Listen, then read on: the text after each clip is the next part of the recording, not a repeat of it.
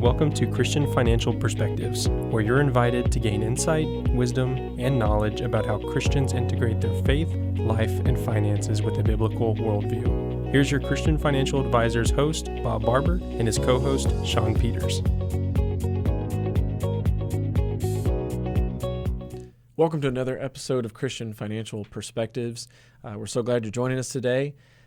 We're going to be covering part one of a three-part series on diversifying your investments. And if you like this kind of content on how to diversify your investments, how to invest from a biblical perspective, or just other topics on how Christians can integrate faith with their finance, then be sure to subscribe to our channel. Click that link below, as well as if you like this particular video, be sure to give us a thumbs up and smash that like button. So Bob, why don't you get us started on part one today? So we're going to start on part one, like we said, of a three-part series. It's going to be a lot, and it's called Diversification 101. All right. The three-part series today, we're going to talk about understanding the different equity and fixed income style charts, okay? All right. And then next week, we're going to be talking about understanding the 12 sectors and industries of diversification. Then the last part, part three, is going to be about setting up asset allocation models using all of this information. All right. So this is a good series for the DIY, the do-it-yourself investor, but at the same time, it also lets our audience know what we go through to build our portfolios that are biblically responsible. Because after you go through all of this, then you have to overlay the biblically responsible part on it, which looks for the positive and takes away the negative. That's right. So effectively, after going through all three parts of this series, if you're investing on your own, this will be a really good introduction to everything that goes into the diversification. And if you're a client of ours, or if you're someone who, after watching some of our videos, you like what we're doing. Yeah, that's and right. you maybe want to become a client. And either way, it just kind of gives you a little bit of, I guess, kind of peeking under the hood. You know, what are some of the things that we have to go through? And then, like you said, and then on top of that, we also do the faith-based part of it, where as a biblically responsible investing firm, we have to look for those positive and negative screens after we've already done all this other stuff. And something exciting, right? We're going to be introducing something very exciting. That's right. As we talk about this series, and we're calling that. Well, let me go over that. Okay, so before we get into part one, before I get into that, all right. We're excited to offer a new service, and it's going to allow investors of any size to utilize our biblically responsible investing portfolios, and we're going to be calling it Tier Genesis. And this new service is going to allow our team to offer an all-digital process for opening new accounts and intelligent portfolio rebalancing. All of the accounts will be actively managed throughout the year using biblically responsible investing, just as we've always done. Right. But this allows us to waive our previous minimum of $100,000 per household, as well as to serve people who are more of a don't call me, I'll call you, the DIY investors of any size. You might be a larger client and just prefer a system that's a little more digital, and look, if I need you, I'll call you. Yeah. And I'm very excited about that. If you'd like to learn more about it, or you're ready to get started, just visit tiergenesis.com. All right. I want to ask Garrett if you'll put that up on when we say that, to put that Tier Genesis up there. And we'll have it in the description too. Yeah, exactly. Yeah, we'll make sure it's in the description. Okay. So today, in the first part, we're going to talk about the equity style chart and understanding that chart and how that's used in diversification, and then the fixed income style chart. Now, Garrett's put up here for us he's a diagram of what we use for the equity style chart. It looks like a tic-tac. Before you go a little further, okay. All right. Just in case, we may have a wide range of viewers and listeners, like, but what is equity? But first, for those of you who aren't aware, equity would also be another name for, say, stocks.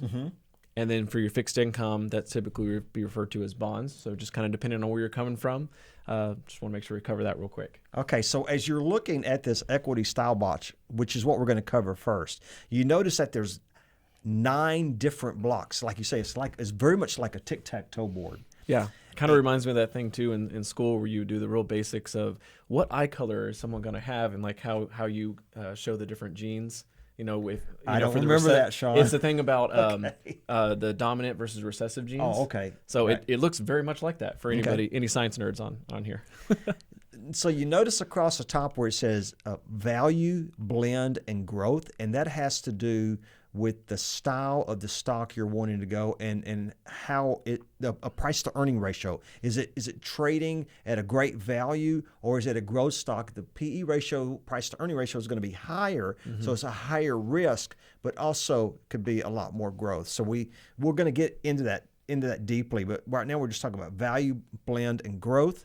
And then you have whether it's a large, small, or mid-sized company. Shawn, when I first got into business, the large was $3 billion and up. Oh, wow. Okay. Yeah. Now it's $10 billion and up. A mid-sized company is going to be between 2 and 10, and a small is between $300 million and $2 billion. So when you're building a equity portfolio, a stock portfolio, you want to diversify in all of these different blocks. Yeah. Okay?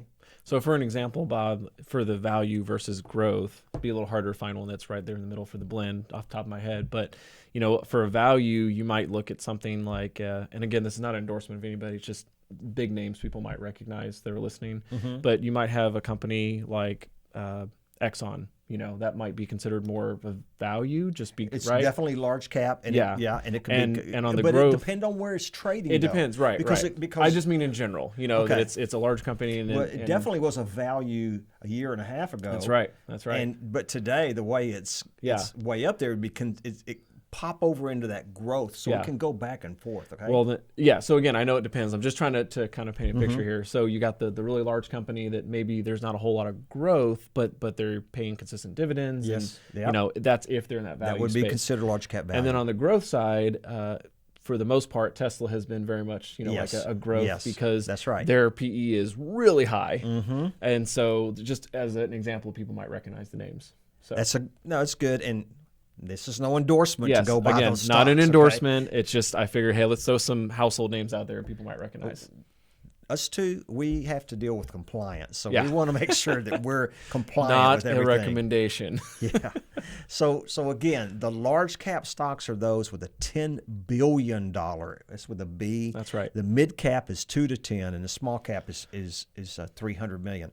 And growth stocks are categorized by their above average increase in revenue and earnings. So they're growing. They're in that growth stage. A lot of your tech to the overall stocks, market, right, would be considered growth. Yeah, that usually is stuff true. coming out of That's Silicon true. Valley is like, it's very much growth. Yeah, and the PE ratio on these, or price to earning ratio, can be 50, 60, 70 and above. Yeah. So it's a multiple. And if you go to any of the financial websites, you can pull it up and you can look at the PE ratio, price to earning ratio. Where on the value side of it, you're going to get that PE ratio of like 20 and under, 15 and under. Okay, so it's trading at a value. It'd be like real estate's going to become a good value next year. Definitely. Well, as we're making it, this is going to be coming out in 2023, and I think real estate is really going to become a good buy if you're patient. That's right. So to compare some of those numbers, your market average for the PE, the price to earnings ratio, is typically around like 20 to 25. So that's why the value at say 10 to 15 is going to be below the market average, and your growth is well above that average. Now, just to get back to that equity style chart, I remember when the Timothy plan started off. It's a Christian-based mutual fund. All they had was a small cap value fund. Yep. That was it. That was it. And then they had a bond fund. Well, now they've got all these different sectors, and actually their largest funds are their large cap value. Yeah. Okay. It's actually, as kind of a side note on the biblically responsible side of things, it's really encouraging to see that there are more and more options, to invest with your values as a Christian. As opposed to like when you first started, it was a lot harder. It was very limited. Yeah. Very limited. Now, the blend part, as you see, that's going to be something like, just think of the S&P 500, an S&P 500 index fund. Yeah. That's going to hang out right in the middle because it's going to have your growth. Yep. It's the Fortune 500. So it's going to have your growth in there, and it's going to have your value. That's right. So there's your blends, and you can have a blended investment right down the middle of that chart. Then we get to the fixed income style chart. That's right. And you can see here how this is broken down is by Short-term bonds. So this is across the top. Yep. Yep. Short-term bonds, 1 to 5 years, even some that can be 3 months, okay? Intermediate-term bonds and long-term bonds. Now, the longer the term of the bond, the better or worse it can do depending on what interest rates are doing. That's right. Depending on which way the interest rates are going. So long-term bonds have gotten hit very hard this year, the year 2022, and because interest rates have continued to go up. Right. And if you're not aware, for those watching and listening, is that when your interest rate goes up, the price of the bonds go down and vice versa, which is why those longer term bonds can be affected more, because when you have an interest rate environment that's increasing, which the Fed has definitely been doing a lot of. Right. So it's going to obviously make the average price of those longer term bonds go down more. If you don't hold them to maturity. Right. Okay. Right. So that's how the price fluctuates. So think about this last year in 2022, interest rates have gone up more than 2%. You have a 15-year bond. It's called bond duration. Okay, so you take 15, multiply that times 2. That's how much those bonds have gone down in value, 30%. Now, if you have a 1-year bond and interest rates go up by 2, it only goes down 2%. Right. Technically, that's what the mathematical just real simple formula mathematical formula. That's right. Work that way. So you have your short, your intermediate, and your long term.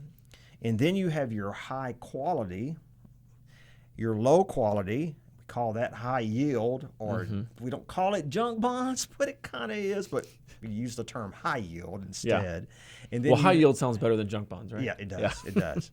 So your high quality, that's going to be your AAA rated, AA rated type bonds. Your very well-known companies that are issuing debt.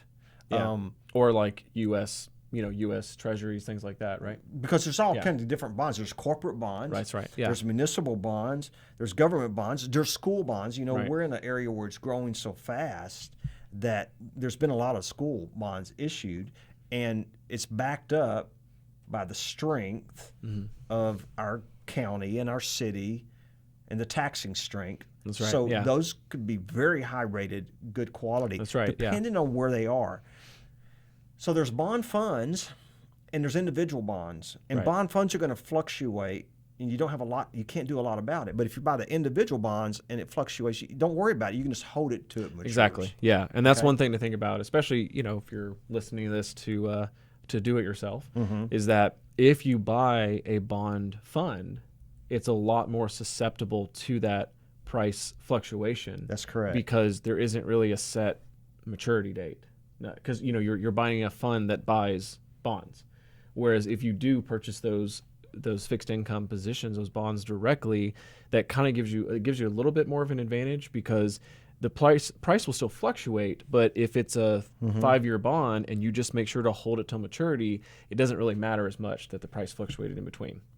Now, you'll be rewarded, or you get rewarded for going lower quality. They normally pay a higher interest rate, but there's also a greater risk of default. That's right. Then your mid's going to fall right in there, and then your high quality bonds, they're going to have your lowest interest rates, but they're also going to have a very low risk default, because they're, like you say, they're highly, highly rated.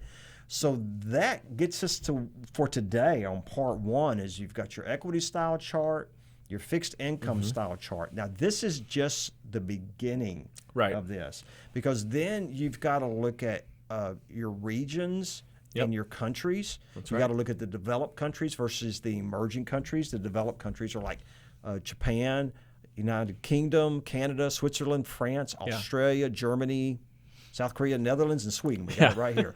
And then the emerging markets, even though they're big, like China's huge, that's considered an emerging market because it's still emerging. India, Taiwan, Brazil, South Africa, Thailand, Mexico, Indonesia, Malaysia, and Turkey. So you got all these both charts, and then you have all these. And then on top of that, Bob, like we kind of you alluded to earlier, is like, say on the fixed income side, you not only have the short, intermediate, and long term, like for your duration, and then you have your high, medium, and low quality, but then you also have, well, is it government, like federal? Is it, or other countries? But do you have federal? Is it considered municipal? Is it a corporate bond? Is it a school bond? There's all those other kind of subcategories to this, but this is just I guess you'd say at more of a high level. We're starting with basic, and we're going to go deeper. That's right. Yeah. Because next week we're going to have part 2 of understanding the 12 sectors, and all of these sectors go within one of these categories. That's right. Yeah. Okay.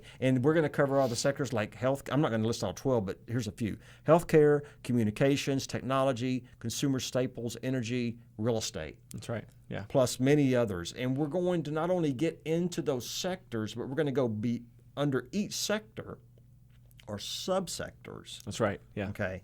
Like healthcare, there's going to be the hospitals, but then there might be biotechnology where, technology, there's all the different types of technology that come under that. Real estate, it can be industrial real estate, it can be commercial, it could be residential. So there's all the different types of real estate. And then once we've gone through all of that, then our part three will be covering the building asset allocation models. And how you take all this information and put it together. So we're going to teach the DIY if they want to go this deep. Yeah. Okay. And if you don't want to, like we said at the beginning, we're coming out with our tier Genesis for the DIY investor that can just go online and open up an account, and all this research and active management is done for you, knowing, we're overweighting or underweighting. That's right. Constantly, and looking at where the market's we trade going. throughout the year. We're not day trading. No. But we trade many times throughout the year. We don't just buy and hold and sell. Exactly. That's right. Yeah. All right. Well, thank you so much for joining us. God bless, and I hope to see you in part 2. Thank you so much for watching. If you enjoyed that video, be sure to like and comment, and subscribe to our channel so you can get future updates. You can also follow us on social media, handle shown on screen. In the meantime, check out one of these other videos.